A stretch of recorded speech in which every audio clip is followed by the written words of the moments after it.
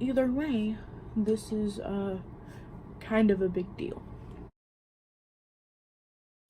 Hi guys, and welcome back to my channel. So today I'm going to talk about some conspiracies that have actually been causing me some slight distress. So this is gonna start with a little bit of a backstory.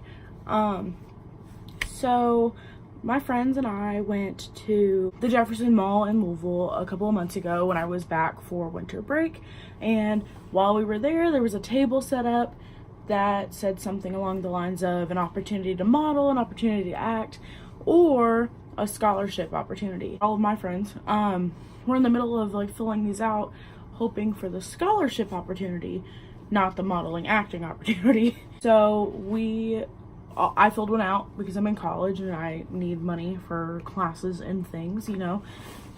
Didn't think anything of it. We went about our business, no problem.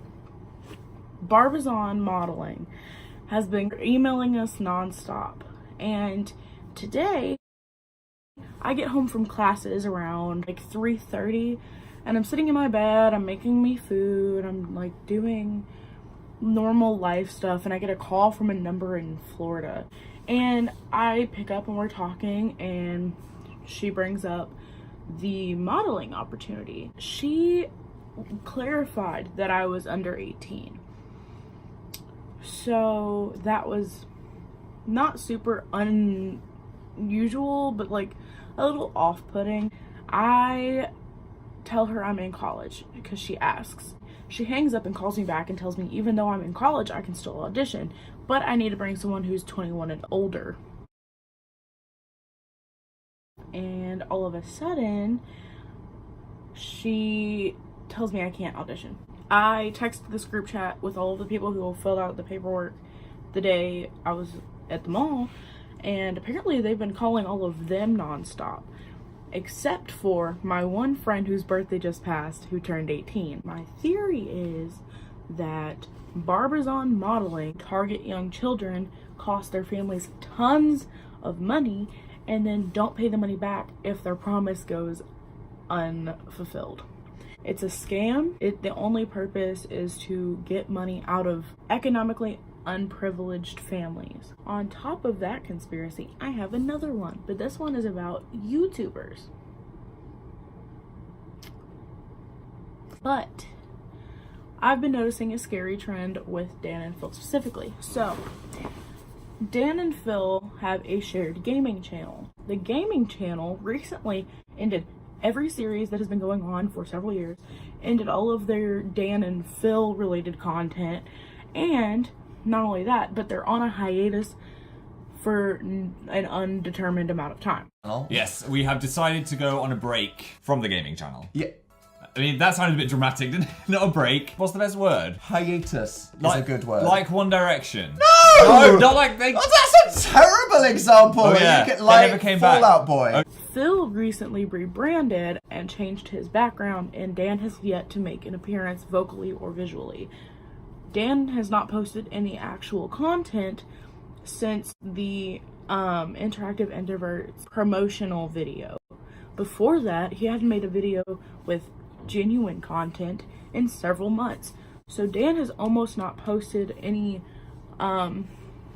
personal content in about a year now. So my conspiracy is that Dan is actually trying to either leave YouTube or Dan no longer lives with Phil.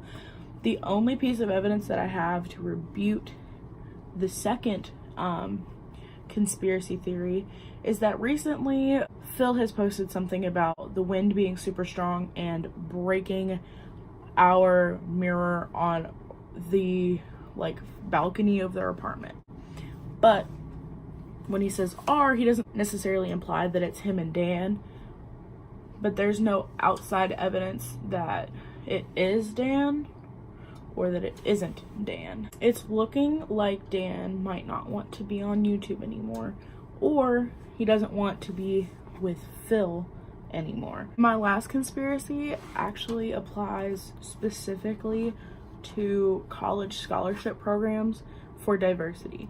At a couple of universities where I've toured or I know people, a diversity scholarship is offered to them for either being Black or Native American or a person of color or a member of the LGBTQ community or something. The problem with this scholarship is they offer you the scholarship, and then when you get the scholarship, people tell you you didn't earn it, or they try to get you to do things you don't want to do simply based off the fact that you got the scholarship from them.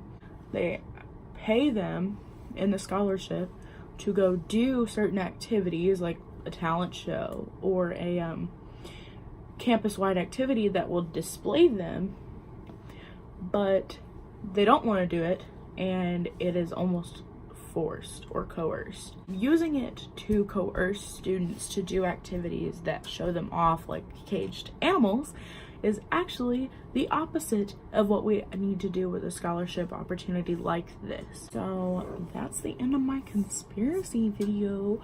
Let me know if you guys want to see more. Let me know if you want to hear more below, and I will see you all in the next one. Bye.